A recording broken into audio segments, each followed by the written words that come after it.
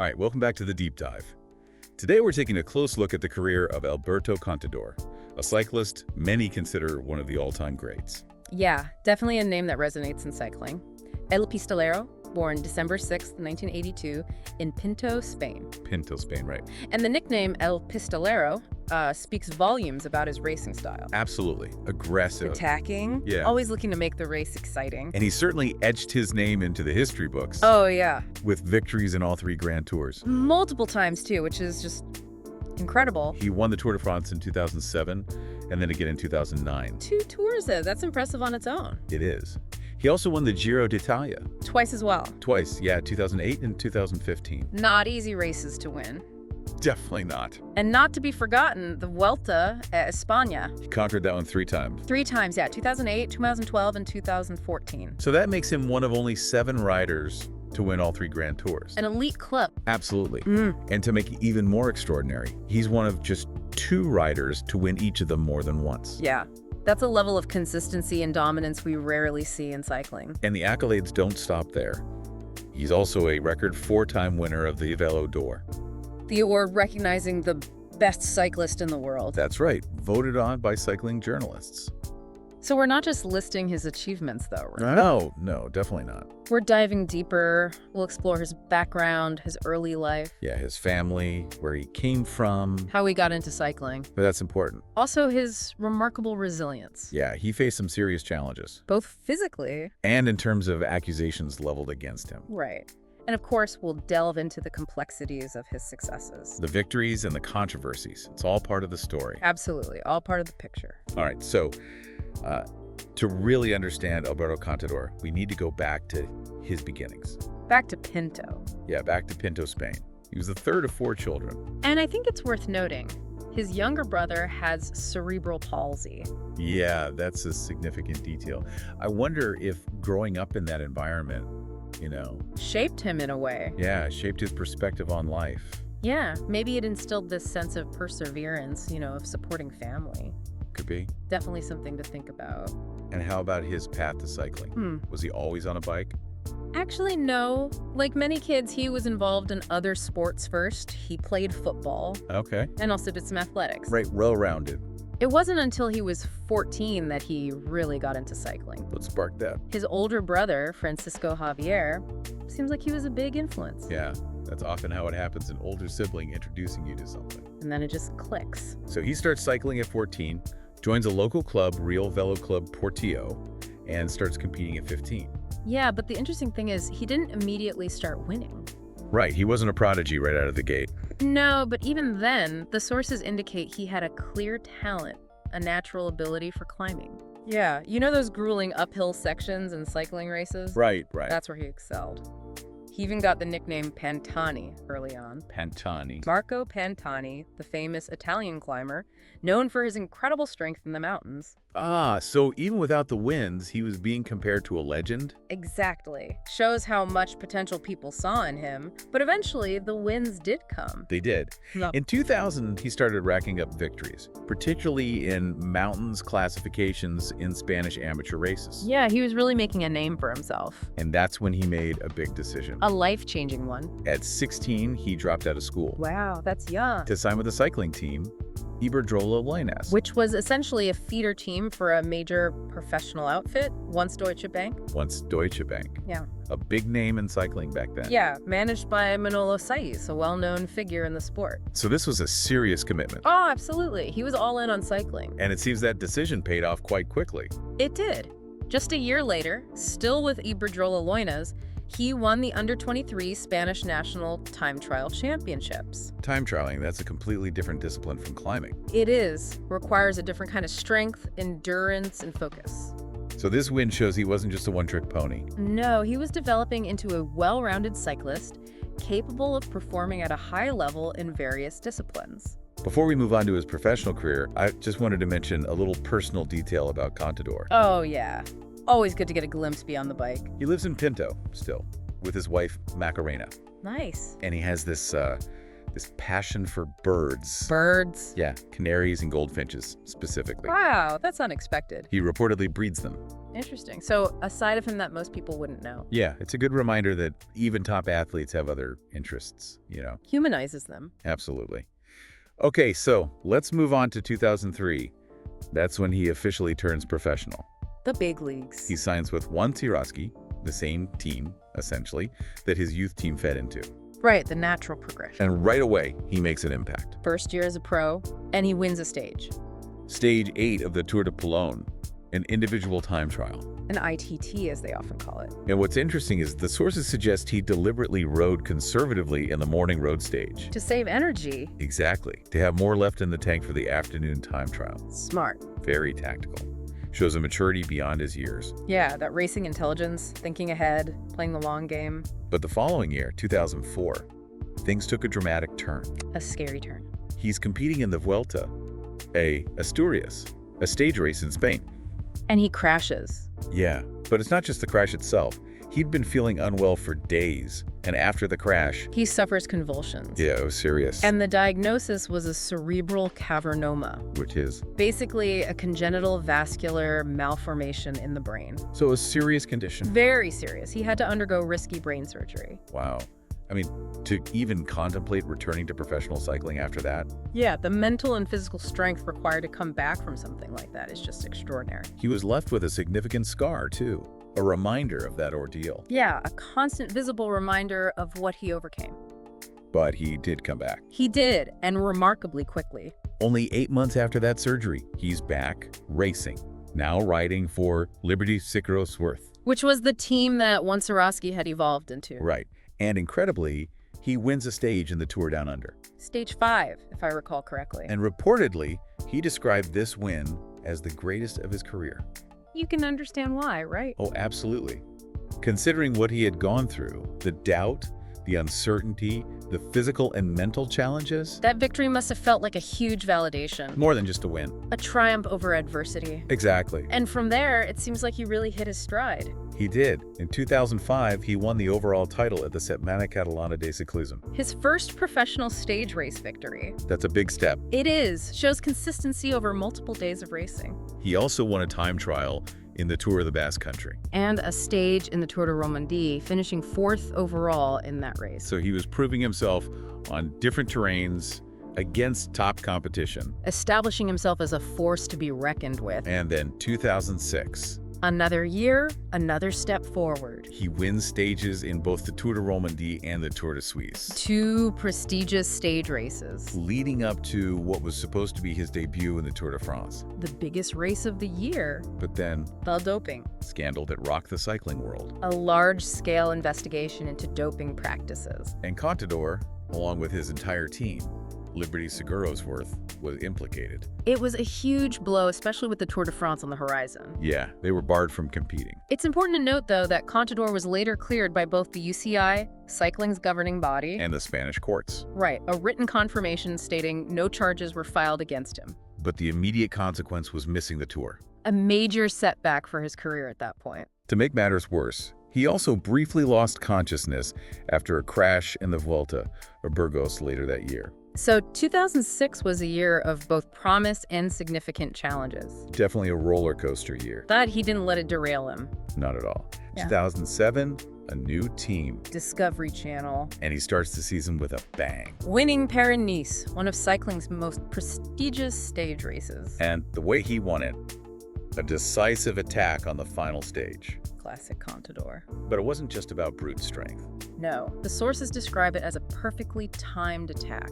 Exploiting a moment of hesitation among his rivals. That tactical awareness, that sense of when to strike. It was a sign of things to come. Definitely, he was making a statement. And then came the 2007 Tour de France. His first time competing in the Tour. He wins stage 14 to Plateau de Beaux. A grueling mountain stage. He was sitting second overall behind Michael Rasmussen, who was later removed from the race. Yeah, for violating team rules regarding his whereabouts for doping control. So, Contador suddenly finds himself in the yellow jersey, the leader's jersey. With only a few stages remaining. The pressure must have been immense. It was, and everyone was watching stage 19, the individual time trial. A crucial test, especially for a climber like Contador. He needed to defend his lead against specialists in the discipline. And he did. Against the odds, he held on. by a tiny margin. 23 seconds over Cadel Evans, the eventual second-place finisher. 31 seconds over his own teammate, Levi Leifheimer. One of the closest top 3 finishes in Tour de France history. Contador also won the young rider classification that year. A recognition of his emerging talent. So 2007 was a year of triumph. A breakthrough year, establishing him as a Grand Tour champion. But the following year, more challenges emerged. Yeah, team issues this time. Discovery Channel withdrew from cycling, so Contador joined Astana for the 2008 season. A strong team, but with some baggage. Right. They weren't invited to the Tour de France that year. Because of past doping scandals within the team? Despite having a largely new roster. Yeah, so Contador couldn't defend his title. A major disappointment, I'm sure. But he didn't dwell on it. No, he focused on other races. Won his second Vuelta at Castilla y León. And the Tour of the Basque Country. Adding 2 more stage victories to his palmares. And then, a surprise invitation To the Giro d'Italia. just a week before the race. Talk about a last-minute opportunity. I read that Contador was actually on a beach in Spain when he got the call. Relaxing, enjoying some downtime, and then boom, back to racing. And he went on to win the 2008 Giro d'Italia, His first Giro victory, becoming the first non-Italian winner since 1996. and only the second Spaniard ever to win the race. He reportedly emphasized how much this win meant to him. Especially given the lack of specific preparation. Shows his adaptability. Yeah, and mental toughness. He then competed in the 2008 Summer Olympics. Finishing a respectable 4th in the individual time trial. And to cap off an incredible year, He wins the 2008 Vuelta a España, his second Grand Tour victory in on one season. adding 2 more stage wins along the way. This Vuelta victory made him only the 5th cyclist to win all 3 Grand Tours. A remarkable achievement. The first Spaniard to do it, The youngest to do it. and the fastest to complete the Triple Crown. It's amazing how quickly he achieved that. He also became only the 3rd rider to win the Giro and the Volta in the same year. That's a brutal double, those 2 races back to back. Yeah, incredibly demanding.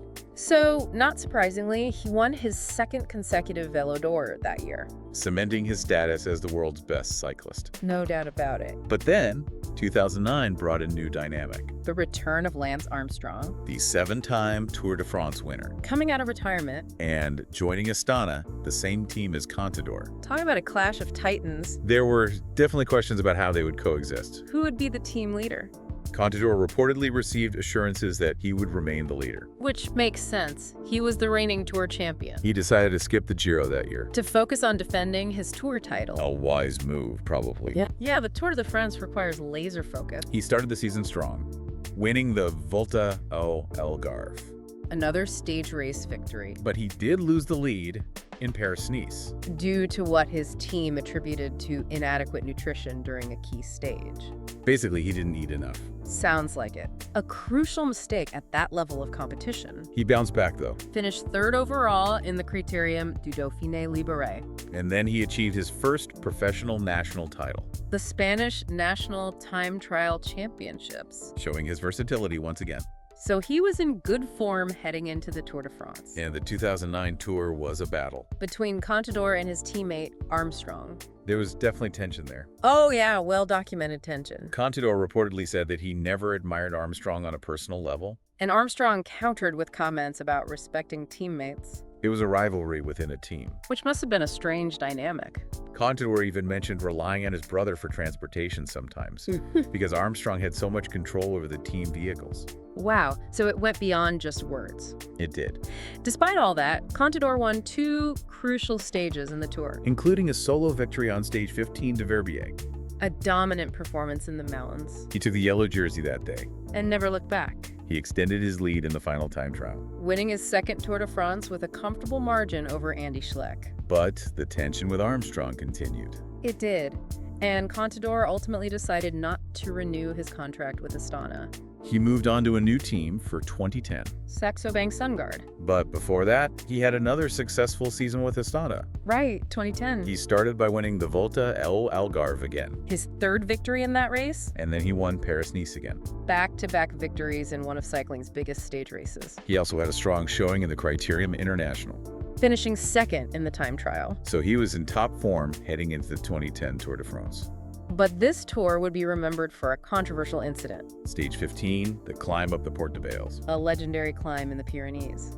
Andy Schleck, who was Contador's main rival. Attacked near the top. And Contador was right behind him. But then Schleck's chain came off. A mechanical issue. A cyclist's nightmare. Schleck was forced to stop. And Contador, along with Dennis Menchoff, continued riding. They gained a significant amount of time on Schleck. And that attack, while technically within the rules of cycling, ignited a huge debate about sportsmanship. Some argued that Contador was simply seizing a racing opportunity. That Schleck's misfortune was his own fault. Others, including Schleck himself, felt that it was unsportsmanlike. To attack a rival while they're dealing with a mechanical issue? Contador did issue a public apology via YouTube after the stage, trying to smooth things over. He went on to win the final time trial, securing what would have been his third Tour de France victory. But as we know, that victory was later stripped. Due to the doping controversy. We'll get into in a moment. Yeah, unfortunately, that hangs over this period of his career. Before we delve into the controversies, though, let's finish tracing the timeline of his career. Okay, so 2011, new team, Saxo Bank Sundgaard. Managed by Bjarne Riis, the 1996 Tour de France winner. And they had a bold ambition. To win all 3 Grand Tours in a single season. The Giro, the Tour, and the Vuelta. A feat that's never been accomplished. Contador's brother later clarified that it was more of a dream than a concrete goal. Yeah, it would be an incredible feat of endurance and consistency. But still, it shows their ambition. They wanted to make history. Contador started the season strong, winning the Vuelta a Murcia. And the Volta a Catalunya. He also won a time trial in the Vuelta a Castilla y León. Showing he was in good form. All this while the clenbuterol case from the 2010 Tour was still ongoing. A cloud hanging over him. He was provisionally suspended at one point. Then cleared by the Spanish Cycling Federation. But the UCI and Eddie Vauda appealed that decision. Taking it to the Court of Arbitration for Sport, or CAS. A lot of uncertainty swirling around him. But despite all that, he competed in and won the 2011 Giro d'Italia. His second Giro victory. A dominant performance. He also won the points classification in the Giro. Another impressive accomplishment. Marking his 6th consecutive Grand Tour victory. An incredible streak. But with the CAS hearing looming, he was still under a lot of pressure. A difficult situation to be in. He went on to compete in the 2011 Tour de France. Despite knowing that a ban was possible. He suffered several crashes during the race. Which definitely hampered his performance. And he ended up finishing 5th overall. Ending his Grand Tour winning streak. But then in February 2012, the CAS ruling came down. And it wasn't good news for Contador. No, it wasn't. The CAS found him guilty of accidental ingestion of clenbuterol. They didn't believe his contaminated food explanation. No, they imposed a 2-year ban. Retroactive to July 2010. So he was stripped of his 2010 Tour de France title. Of his 2011 Giro d'Italia title. All his results from that period were voided. And his contract with Saxo Bank was terminated. A devastating blow to his career. It was. He was out of competition for 2 years. But he came back. He did. In August 2012, he returned to racing with Saxo Bank Tinkoff Bank. And he showed he still had it. Winning the 2012 Vuelta a España. His second Vuelta victory. He took the lead with a memorable attack on stage 17 to Fuente Day. It was a classic Contador move. Bold, aggressive, taking the race by the scruff of the neck. It was back on top. But the clenbuterol case continued to cast a shadow over his achievements. It did, and it's something we need to discuss in more detail. Definitely. It's an important part of his story and a complex one. So let's go back to 2006, to Operation Porto. The Spanish doping investigation that ensnared a number of cyclists. Contador was implicated, along with his entire team at the time, Liberty Seguros Worth. They were barred from the 2006 Tour de France. A huge setback for Contador, who was hoping to make his Tour debut. He always maintained his innocence. Claimed he had no knowledge of any doping practices. And eventually he was cleared by both the Spanish courts and the UCI. A written confirmation stating no charges were filed against him. But the association with the scandal lingered. It did. It damaged his reputation. And fueled suspicions. Especially when, 4 years later, he tested positive for clenbuterol. During the 2010 Tour de France. A banned substance. Known for its performance-enhancing effects. Contador's defense was that he had ingested the clenbuterol through contaminated meat. He claimed he had eaten a steak that was imported from Spain. But many experts were skeptical. Clenbuterol contamination in meat was reportedly uncommon in the EU at that time. And the levels found in Contador's sample, while low, were still detectable. There was also the issue of plasticizers being found in a previous sample he had provided. Plasticizers, Chemicals that can be indicative of blood transfusions. a method sometimes used in doping. Although tests for plasticizers weren't officially part of the water testing program at that time. So it wasn't a clear-cut case. No, it was complex and controversial. The Spanish Cycling Federation initially proposed a 1-year ban for Contador. But then they backtracked and cleared him completely. A surprising decision. It was, and UCI and WADA were not happy. They appealed the decision to CAS, And in February 2012, CAS overturned the Spanish Federation's ruling imposing a 2-year ban on Contador. and stripping him of his 2010 Tour and 2011 Giro titles. It was a major blow to his legacy. It was a dark chapter in his career. But even after all that, he came back and continued to win races. He did. He won the Vuelta again in 2012 and again in 2014, He won other prestigious races as well. proving he was still a top-level cyclist. But the doping controversies would always be a part of his story. Yeah, unfortunately, that's the reality. It's a complex and nuanced issue, And it's up to each individual to decide how they view Contador's legacy. weighing the victories against the controversy. Right, it's not a simple answer. Okay, so after the Clemeterol case Mhm. and his return to racing, What happened next? he continued to compete at a high level for several more years. He still had that drive, that ambition. In 2013, his only victory was a stage in the Tour de San Luis.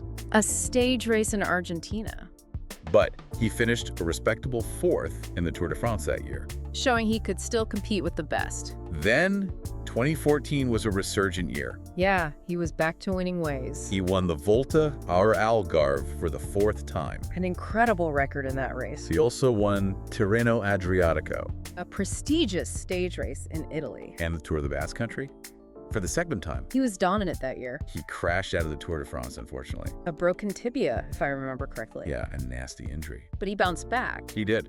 He went on to win the Vuelta a España for the 3rd time. An amazing feat of resilience. He finished 2nd in the UCI World Tour rankings that year. Recognizing him as one of the most consistent performers across the season, And he won his 4th Villador. an unprecedented achievement. He was 31 years old at that point. Still the top of his game. In 2015, he attempted the Giro Tour double. A grueling challenge trying to run both races in the same year. He succeeded in winning the Giro d'Italia, His second Giro but he victory. couldn't quite pull off the double. The Tour de France proved to be too much after the Giro, He finished 5th overall, a respectable result nonetheless. given the circumstances. Then, in 2016, he announced that it would be his final season as a professional cyclist. Time to hang up the bike. He went out on a high note Winning the Tour of the Basque Country for the 3rd time. in the Vuelta of Burgos, He had to withdraw from the Tour de France due to illness. but he finished 4th overall in his final Vuelta as España. A fitting end to a remarkable career. His final season, 2017, was with Trek Segafredo.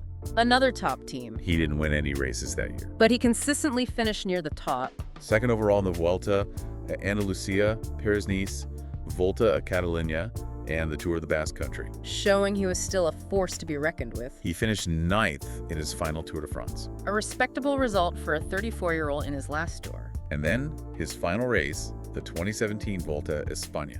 A fitting farewell. He finished 5th overall. And he won the final mountain stage. Stage 20, the Alto de l'Angliru. One of the most brutal climbs in professional cycling. A perfect way to end his career. Attacking, pushing himself to the limit on a legendary climb. He was awarded the Combativity Prize for that Vuelta as well.